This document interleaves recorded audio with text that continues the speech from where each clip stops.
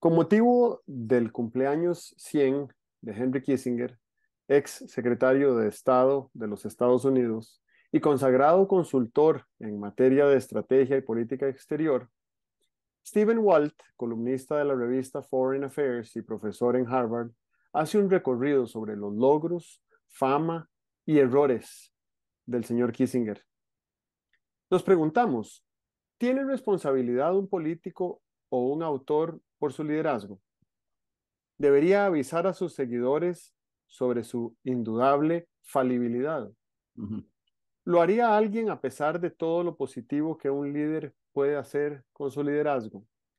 Buenos días, Álvaro Cedeño y Álvaro Cedeño les saludan en este episodio número 172 de Diálogos con Álvaro Cedeño. Esta es una conversación intergeneracional que toca temas como acción humana eficaz, espíritu emprendedor, transformación de conflictos y política pública. Hoy para hablar sobre el artículo publicado esta semana en la página web alvarocedeno.com titulado Opinión responsable. Papá, ¿cómo estás? ¿Qué tal? ¿Qué tal? Todo bien, todo bien. Me llama la atención de tu artículo que, que creo que hoy con el análisis que se puede hacer hoy de las redes sociales, pues es complicadísimo buscar la manera de verificar la responsabilidad de lo que se dice. Y curiosamente, he tenido esta semana otras dos conversaciones sobre ese tema, así que debe ser algo que está inquietando a la gente, por lo menos a la gente pensante. Ajá. Muy llamativo. Bueno, muy llamativo. El cumpleaños de Kissinger no es muy frecuente que alguna persona, especialmente de una vida así tan agitada, que uno supone tan estresante, cumpla 100 años, ¿verdad? Y es muy llamativo también que la posición que ocupó fue extremadamente destacada, pues debe haber sido durante 10 años una de las 5 personas más significativas del mundo, creo yo, ¿verdad? Especialmente desde el punto de vista de poder, de política y tal, ¿verdad? Con una imagen muy llamativa, ¿verdad? Supongo que había mucha gente que por reflejo ideológico lo, lo minusvaloraba por ser representante de los Estados Unidos, pero sin duda fue muy influyente. El artículo que escribe este autor es muy llamativo también porque no oculta, es un artículo, a mí me parece que es un artículo crítico, no oculta los grandes errores cometidos por Kissinger, ¿verdad? El mantenimiento de la guerra de Vietnam, el alargamiento de la guerra de Vietnam, a pesar del conocimiento que existía técnico de que esa guerra no se iba a ganar, ¿verdad? La extensión de la guerra de Vietnam a Camboya, que dio lugar al surgimiento del Khmer Rouge, ¿verdad? Eh, y la posición de los Estados Unidos y de Kissinger ante el conflicto indo-pakistaní. Uno podría decir, hombre, sí, sí, la gente se equivoca, ¿verdad? Si en 10 asuntos Kissinger falló en 3, pues tiene un 70% de acierto, que es mucho más que lo que tiene un bateador profesional de grandes ligas, que creo que anda alrededor de 30%, ¿verdad? Pero a mí a lo que el artículo me lleva es a cómo se fabrican las imágenes y cuánta responsabilidad tiene el dueño de la imagen, así como los seguidores de la imagen, ¿verdad? Porque hay gente que de pronto se pone de moda y empezamos a tener una actitud de apertura sobre ellos, ¿verdad?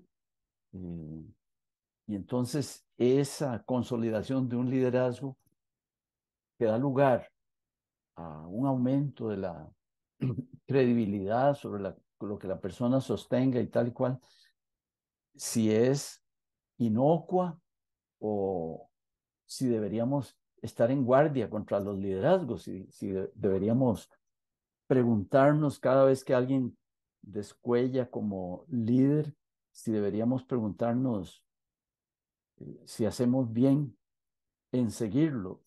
Creo que cualquiera te diría que tenemos que mirar críticamente a todos, a aquellos a los que seguimos y a aquellos a los que adversamos.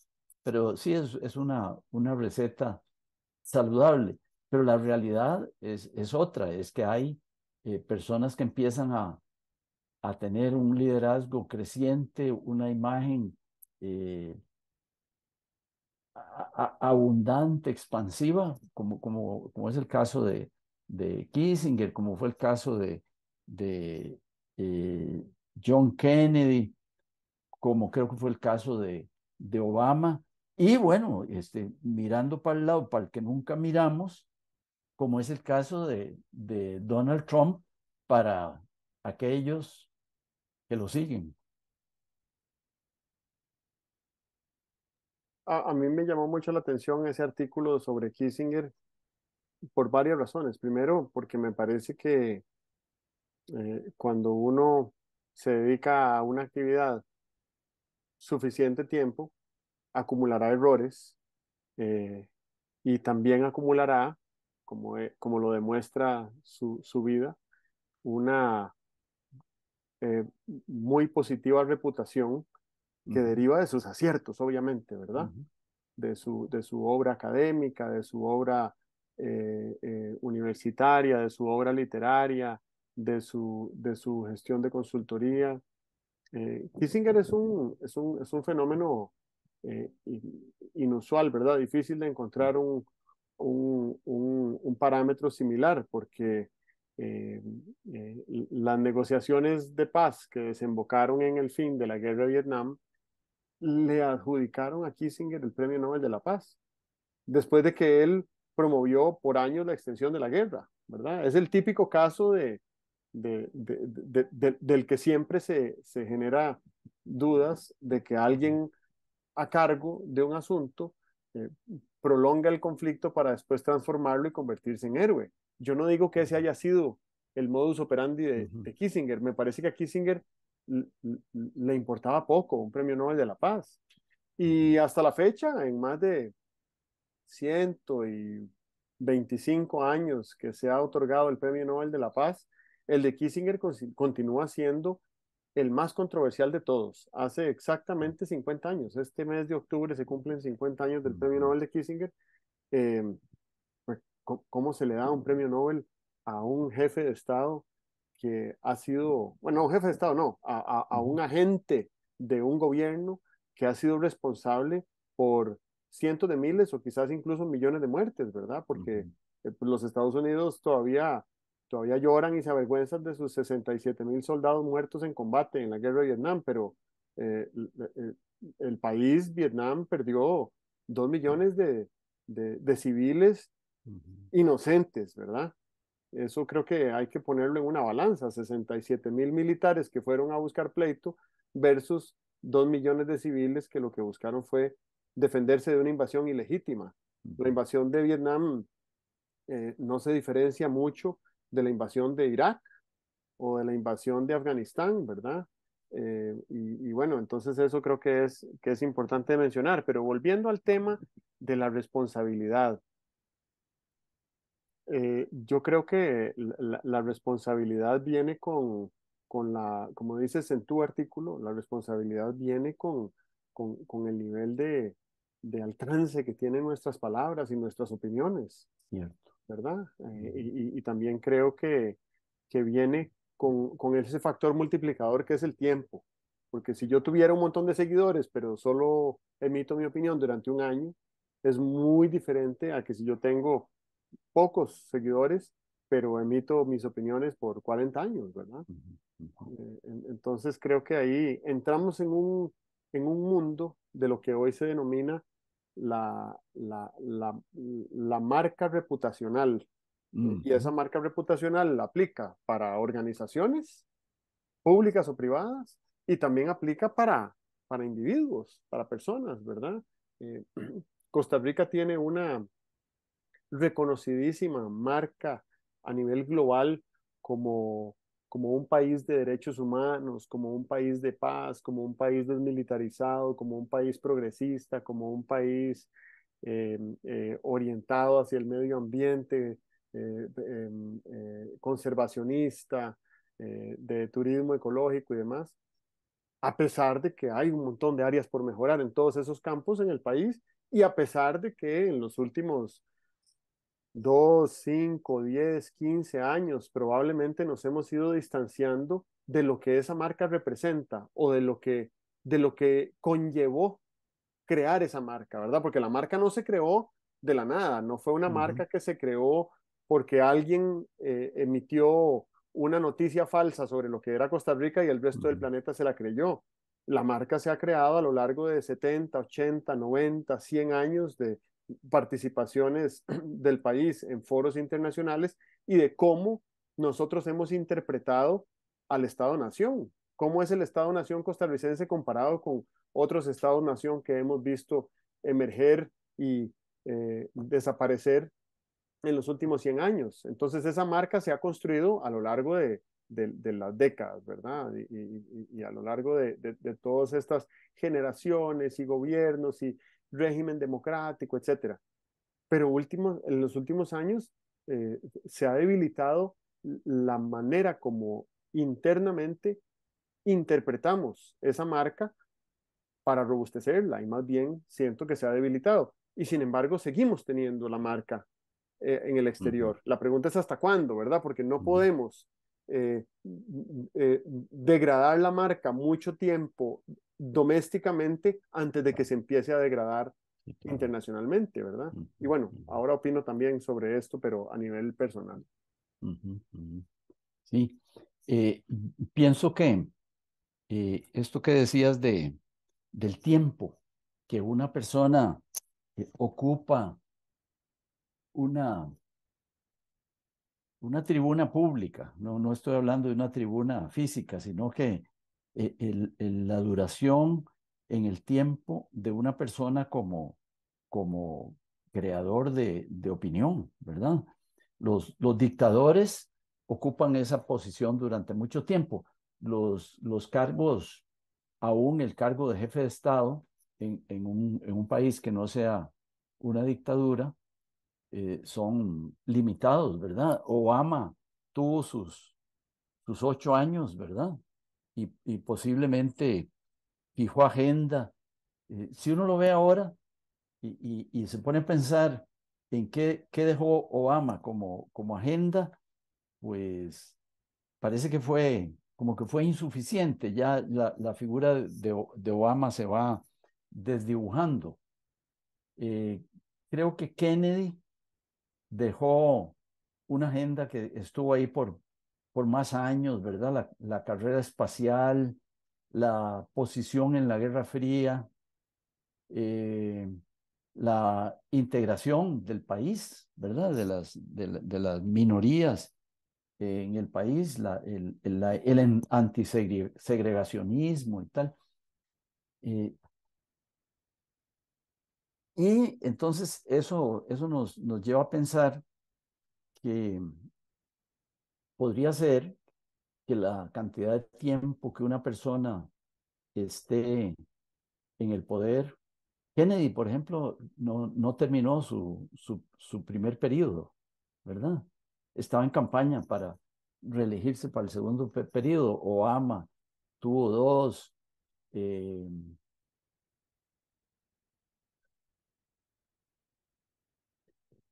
¿Quién?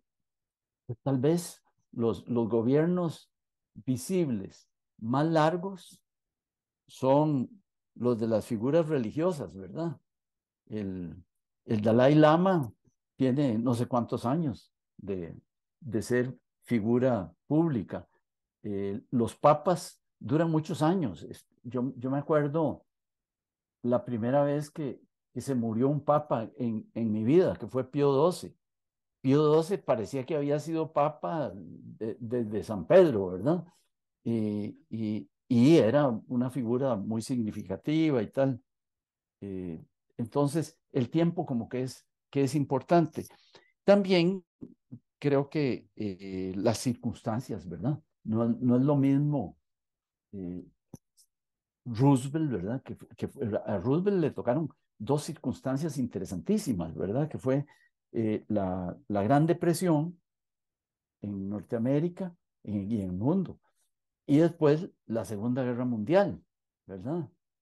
Y Roosevelt creo que murió en el 44, un año antes de terminar la Segunda Guerra Mundial, que la había vivido, ¿verdad?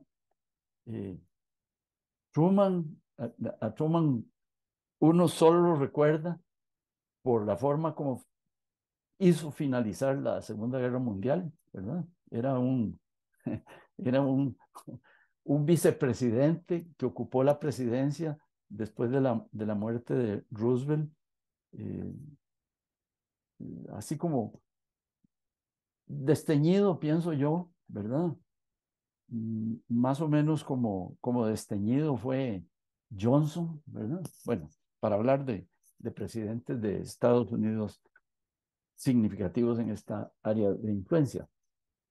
Entonces, sí, son las circunstancias, es la persona, desde luego. Si Kissinger no hubiera sido Kissinger, si no hubiera tenido el conocimiento, la visión, la capacidad de persuasión, la persistencia y tal, posiblemente en este momento no estaríamos comentando su influencia, ¿verdad? Bueno, y claramente la longevidad, ¿verdad? Y la salud, que es un tema que aquí hemos tocado muchas veces y este es un muy buen ejemplo, porque si Kissinger hubiera tenido una mala vida y hubiera salido de la luz pública a los 70, pues hace 30 años que no se sabría de él, ¿verdad? Y su obra habría llegado hasta entonces, pero él se ha sabido cuidar y se ha sabido mantener. Y eso también creo que es ejemplar, que una persona a los 100 años continúe siendo figura pública, ¿verdad? Otra cosa que creo también que es importante es que supongo que cuando él fue profesor durante 15 años en Harvard y escribió ahí un par de libros, no los escribió pensando que los libros iban a perdurar en el imaginario internacional de las relaciones internacionales por 50 años y sin embargo cualquier persona hoy en día que entre en contacto con Kissinger va a leer libros que han perdurado 50 años y perdurarán mucho más, ¿verdad? Esto solo para mencionar la importancia que tiene los pequeños esfuerzos que hacemos todos los días, porque Kissinger escribió ese libro palabra por palabra, ¿verdad? Página por página, como se escribe en todos los libros. Nada Ujú. se escribe de la noche a la mañana. Bueno, tal vez hoy en día con la inteligencia artificial esto que estoy diciendo no se sostenga por mucho tiempo, pero si el libro es de auténtica autoría de una persona, entonces el libro se escribe a lo largo del tiempo, poco a poco, y además representa el conocimiento y la investigación y las fuentes bibliográficas que logren respaldar esos argumentos, porque son libros serios los de Kissinger, Ujú, ujú. ¿verdad? Son libros serios, no es un memorando de Claro. opiniones Ujú, antojadizas, ¿verdad? Es un ujú, libro académico serio. ujú, Eh, y, y eso fue lo que creó y eso fue lo que publicó. Hoy en día se escribe de manera diferente. Yo diría que incluso a la academia le convendría y a la ciencia le convendría explorar técnicas de escritura como las que se utilizan en, en Internet o gracias a Internet, ¿verdad? Que es ir mandando pequeños mensajes con ideas y ver cómo resuenan esas ideas con el público meta. Porque puede ser que al público no le interese lo que uno tenga que decir. ¿Y por qué voy a dedicarle 8, 10 meses a tratar de escribir un libro creyendo que eso es lo que al público le interesa y tal vez al público no le interesa, ¿verdad? En cambio, si nosotros vamos soltando ahí nuestras ideas una por una, diversas ideas, no importa, no se trata de, el público en Internet no está esperando que nosotros hablemos después de que hayamos consolidado nuestra expertise en un tema. Puede ser que simplemente lancemos una idea de algo que nos despierta curiosidad. Y si eso también resuena con los lectores, entonces es un tema que vale la pena investigar un poquito más. Y ya que tengo la curiosidad y el espíritu emprendedor suficiente y el atrevimiento, la valentía como para lanzar un comentario al respecto, a ver, a ver cómo el ciberespacio responde, pues entonces puedo ser yo el que dirige esa investigación a ver hasta dónde llego.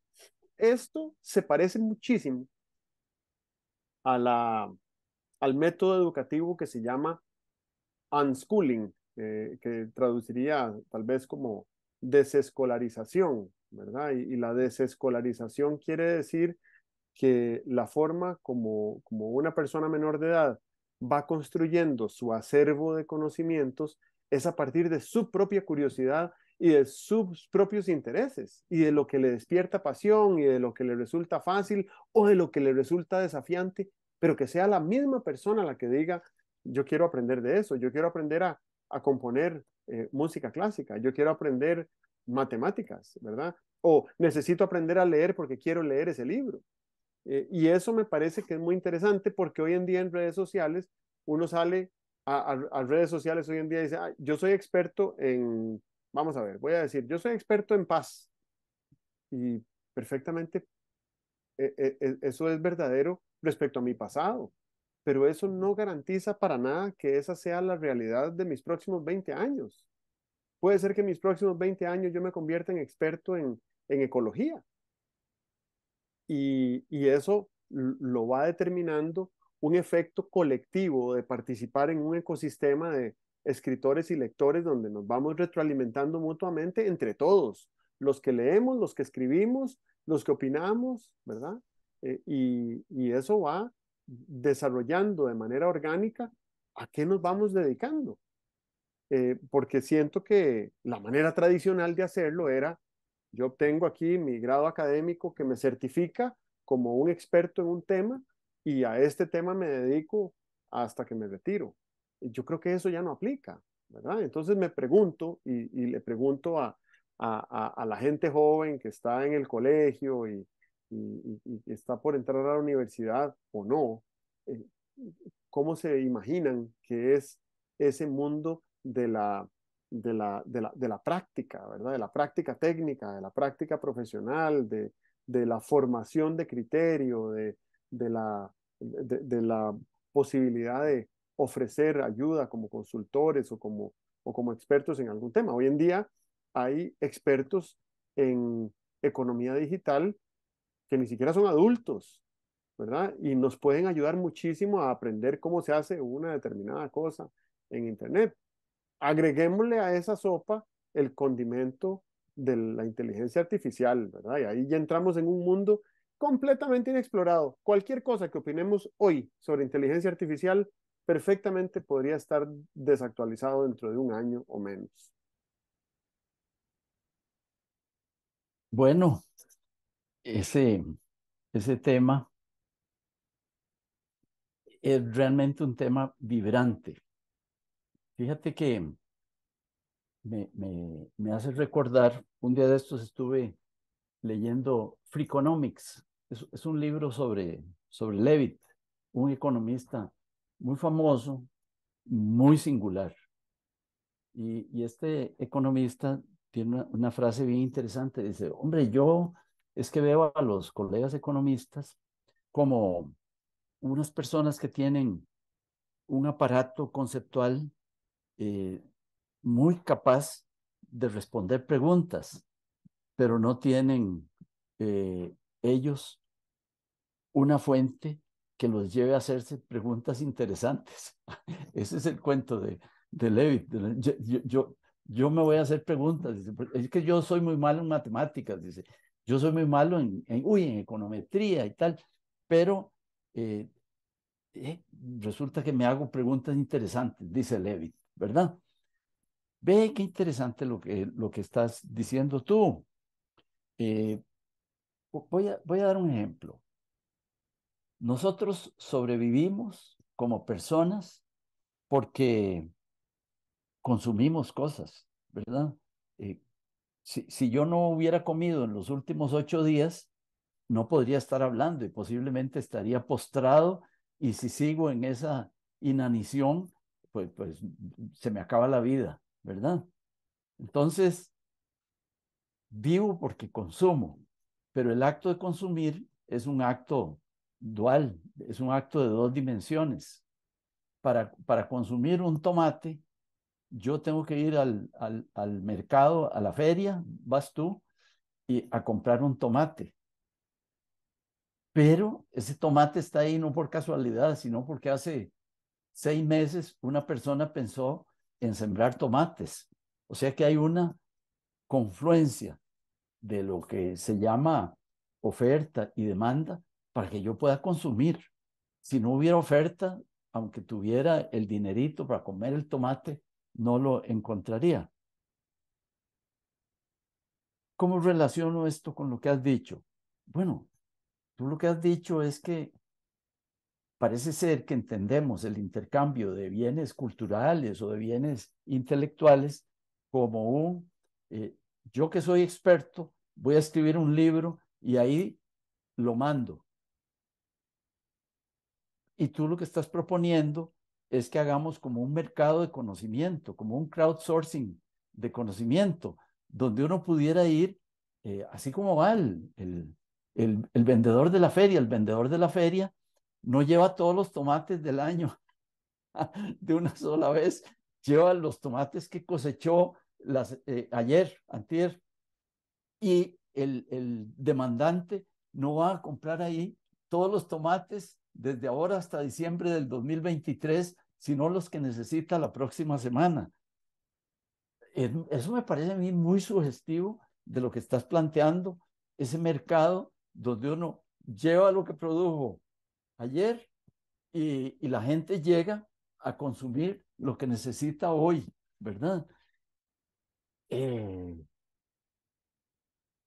pero eso realmente me parece que plantea como una revolución en la educación, y haces bien en hacer el paralelismo con el unschooling, que es la desescolarización.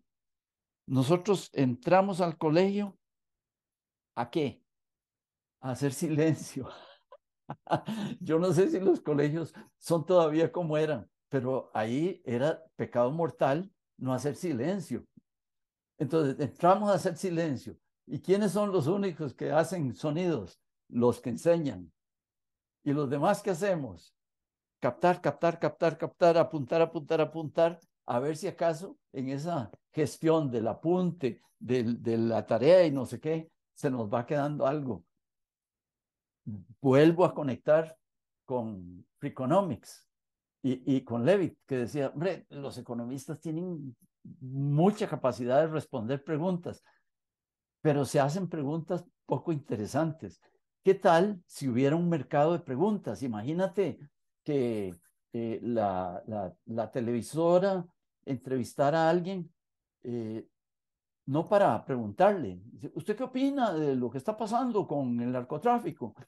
Sino que usaran el tiempo para decir, vea señor, usted que sabemos que ha pensado sobre el narcotráfico, ¿por qué no nos comparte 3 preguntas que lo estén acosando?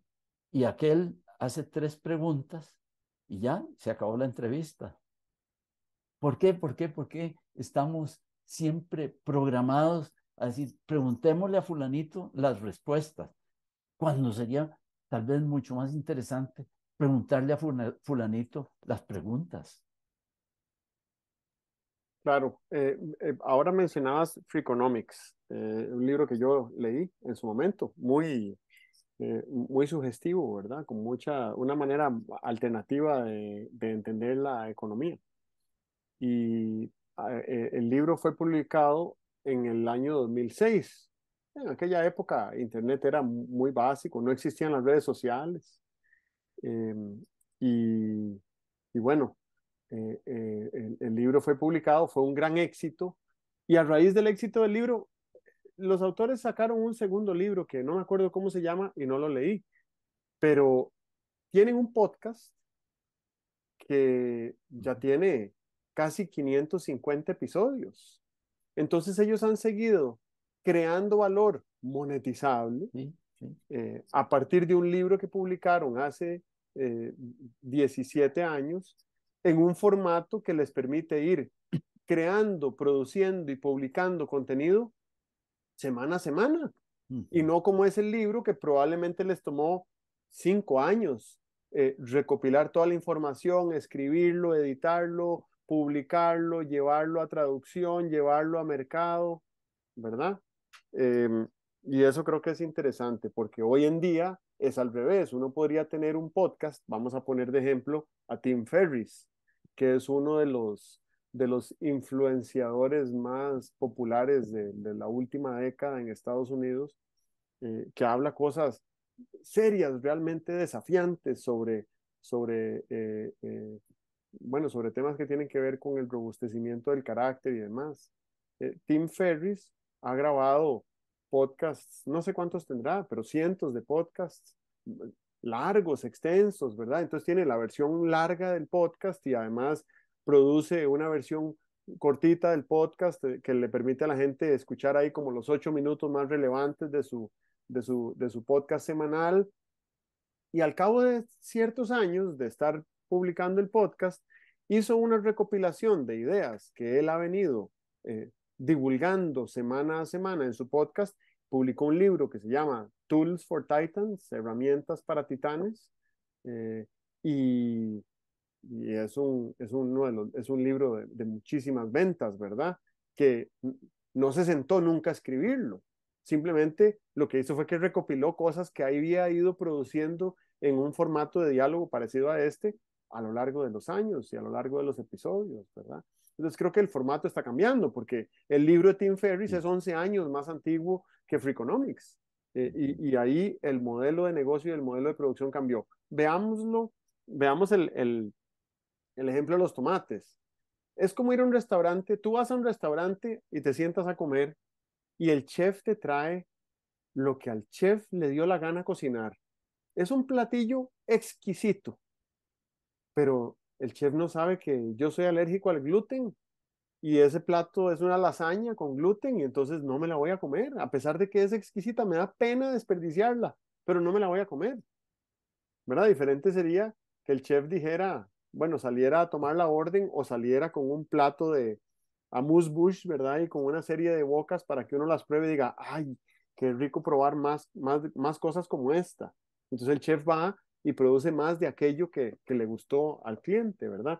Y con los tomates es interesante, uno va al mercado, bueno, no sé si al supermercado, pero uno va a la feria del agricultor y el que vende los tomates usualmente tiene un toldo rojo y ese toldo rojo hace que los tomates se vean más rojos.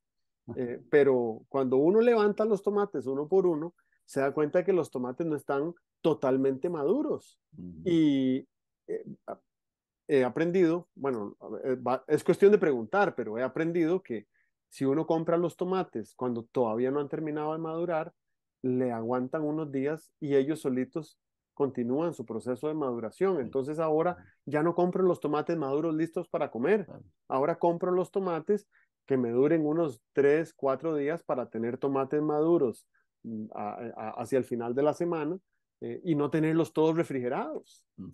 ¿verdad? Ujú. Entonces eso creo que es interesante sobre la forma como creamos valor. Yo me imagino que en esto que estamos hablando ahora, muy de analogías de creación de valor, uno podría pensar en la posibilidad de ir a un mercado donde, donde hay un intercambio, ¿verdad? Yo ofrezco unos tomates y la retroalimentación que me devuelve el cliente que me los compra es suficientemente valiosa como para que el tomate que yo traiga la semana pasada, la semana entrante, sea más rico.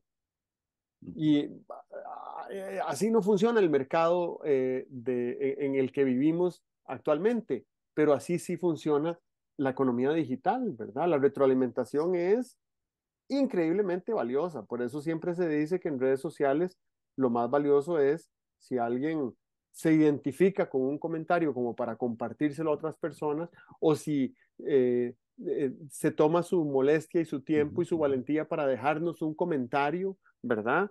O si le da like, porque eso activa una serie de reglas dentro del algoritmo digital de la plataforma, y eso es la manera más valiosa de continuar creando contenidos.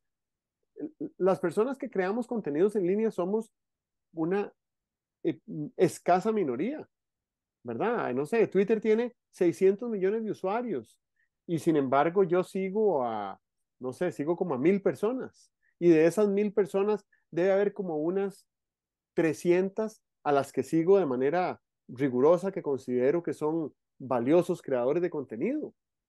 Entonces, de 600 millones, yo sigo a 300, ¿verdad? A 300 personas. Ujú. Y quiere decir que las redes sociales están ayunas de creadores de contenidos que sean veraces, que sean útiles, que sean sensibles, que sean nobles, que estén basados en el amor, basados en la gratitud, basados en una manera en que podamos ser mejores juntos, ¿verdad? Creo que hay ayuno, es un nicho, es una oportunidad que hay en redes sociales para escribir desde ese punto de valor y de sentimiento, ¿verdad? Ujú. Bien, bien buena la analogía, ¿verdad? Y eso lleva a reflexionar sobre el hecho de que para nosotros las redes sociales son una creación muy reciente, ¿verdad? Todavía no nos hemos acostumbrado a vivir dentro de las redes sociales, y posiblemente nos estamos refiriendo a ellas en su sentido inmediato, ¿verdad? Lo que logré leer y lo que logré escribir, cuando en realidad deberíamos estar haciendo unas reflexiones semejantes a las que estamos haciendo sobre la inteligencia artificial. Creo que la inteligencia artificial y las redes sociales, cuando pase un siglo, van a tener un impacto en la cultura, en la civilización, un impacto muy semejante, porque las redes sociales son de un impacto enorme, pero nos resulta mucho más llamativa la inteligencia artificial, y nos preocupamos, y los científicos vienen y se empiezan a hacer un examen crítico de eso, y no hemos hecho un examen crítico de las redes sociales. Las redes sociales nos tomaron por asalto, ¿verdad? Todos los fake news. Nunca nadie pudo haber pensado que en un país como Estados Unidos las fake news pudieran tener significado electoral como el que han tenido, ¿verdad? Eh, y creo que todos estábamos muy contentos cuando Obama se encaramó como presidente a base de redes sociales, pero no estábamos viendo la posibilidad de que eh, alguien perversamente se utilizara las redes sociales a base de fake news para encaramarse en la misma silla en la que se encaramó Obama. Y esos dos resultados sorprendentes, el de Obama y el de Trump, no son las únicas sorpresas que las redes sociales nos van a dar.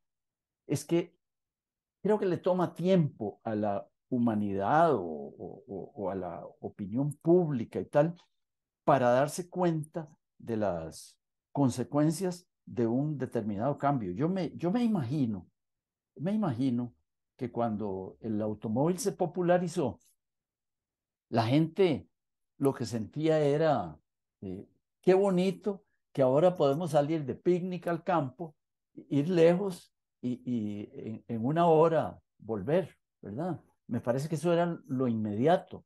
Y el automóvil nos transformó, ¿verdad? El automóvil dio lugar, por ejemplo, a las viviendas lejos de los sitios de trabajo, y dio lugar, desde luego, carreteras hacinadas y dio lugar, que eso nadie lo predijo. Si a Ford en vida eh, le hubieran querido hacer un homenaje, se lo agradecen por haberle dado libertad de circulación a la gente, ¿verdad? Cuando además de darle libertad de circulación a la gente, le dio libertad para que contaminara el medio ambiente. O sea que tenemos una cierta cortedad de visión, es natural, y todavía no nos hemos dado cuenta de las posibilidades eh, didácticas, culturales, políticas de las redes sociales, ¿verdad? Seguimos pensando en que sirven para unas determinadas cosas. Ahora, cuando tú planteas la pregunta, ¿de qué manera lo que hemos aprendido en cuanto a redes sociales puede modificar la forma como educamos? Estás haciendo una pregunta que es de mediano plazo, ya es de un cierto calado. Pero esa pregunta, así solita, yo creo que está en menor, en menos compañía de la que va a estar dentro de 20 años. Dentro de 20 años nos habremos planteado otras 5 preguntas como esas que sean fuente de cambio social importante.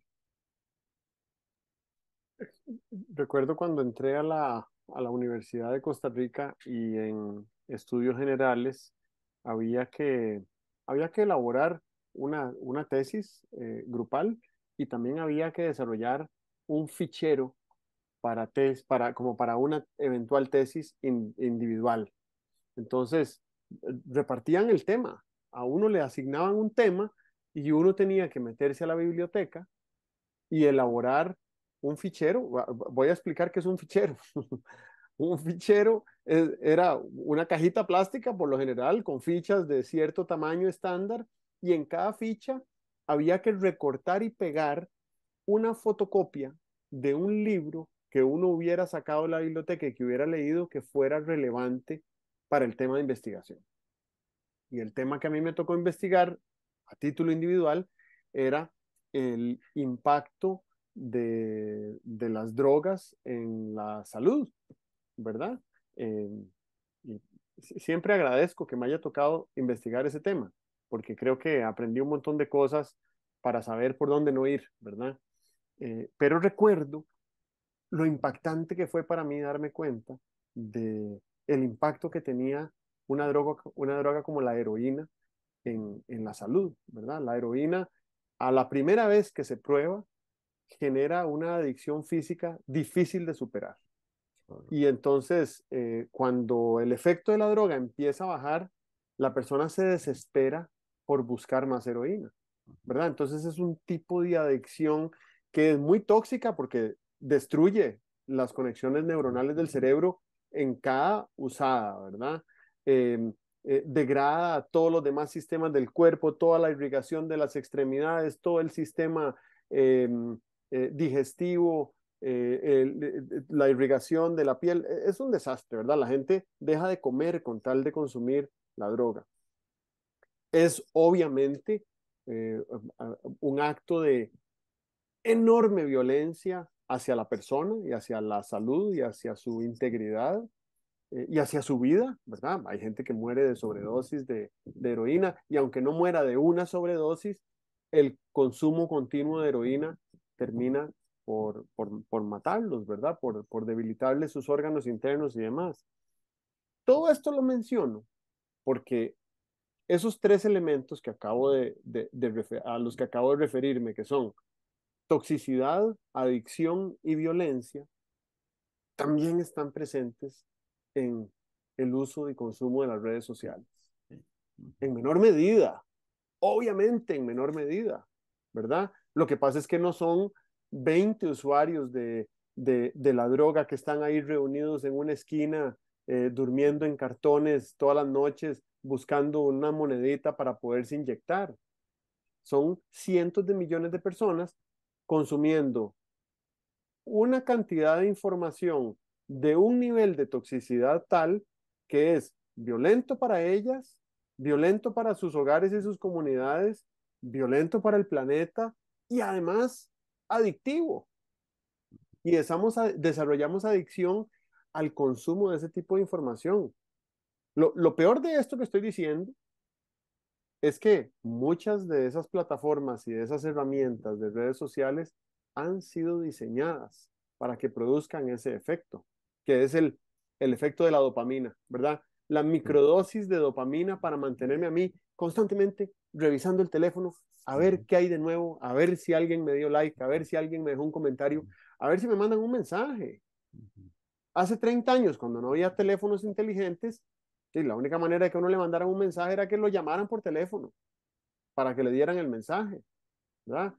Fuera de ese momento de recibir el mensaje en el teléfono, éramos libres y éramos sanos y éramos auténticos y teníamos un montón de interacciones sociales, o tal vez ni siquiera tantas, pero, pero eran unas interacciones sociales pues muy saludables, muy constructivas, muy puras, ¿verdad? Muy desde el amor y de la gratitud, no desde la violencia y la adicción. Eh, eso me parece que es importante mencionar porque hablabas de las noticias falsas, ¿verdad? De las fake news.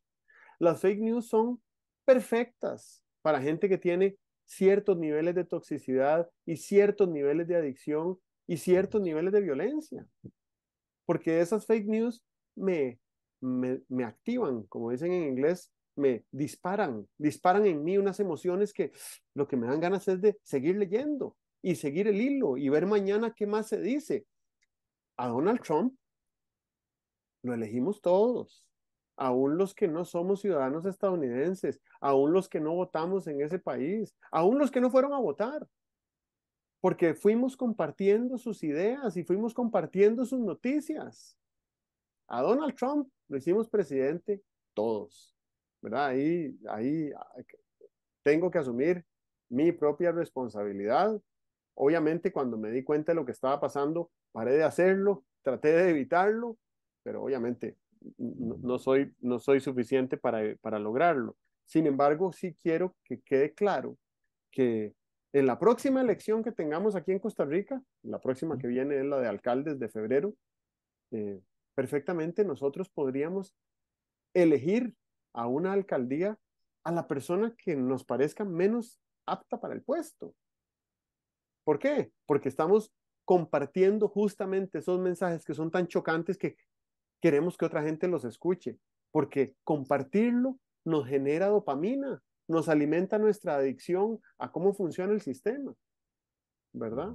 Y estamos hablando de algo complejísimo, ¿verdad? ¿Cómo hacemos para desintoxicar a millones de personas que están metidas en este régimen en este sistema tan violento y tan adictivo? Y solo para mencionar otro temita, no sé, la verdad es que perdí noción del tiempo también, pero para Ya mencionar un se temita, nos fue, se nos bueno, fue hace ahora que, rato. entonces con eso termino, para Sí, mencionar un temita que ahora que hablaste de Henry Ford, el otro día me estaban llamando la atención al hecho de que Henry Ford, en su afán de que sus propios colaboradores consumieran los carros que ellos mismos sí. manufacturaban, Ujú, decidió crear el fin de semana para que sus colaboradores tuvieran tiempo para salir a manejar. Hijo de pucha, y los otros industriales de la época consideraban a Henry Ford un enemigo por claro. ocurrírsele Ujú, darle 1 o 2 días de descanso a los ujú, empleados, ¿verdad? ajá. Muy interesante. Bueno, qué bien. Eh, cerremos. Me sumo al efecto de la dopamina. La dopamina es un neurotransmisor que te hace sentir placer y entonces ver esa noticia ahí en tu celular o esa mención a lo que publicaste en Facebook te da una inyección de esa dopamina, de esa hormona de placer. Pero eso no se inventó el año pasado. Yo me acuerdo cuando era chiquillo que me levantaba temprano a ver si ya había llegado el diario de Costa Rica, que lo echaban por debajo de la puerta, porque quería saber qué seguía en el nuevo episodio de dos tiras cómicas. Una se llamaba El Fantasma y otra se llamaba, y así lo pronunciábamos, Mandrake, el Mago. ¿verdad? Ahí yo en esa lecturita de 1 minuto sentía el toque de la dopamina, que en ese tiempo ni se la mencionaba. Ahí cierro. Entendido. Muchas gracias. Muy bien, Nos bueno, vemos la próxima semana. ok, chao. Hasta luego.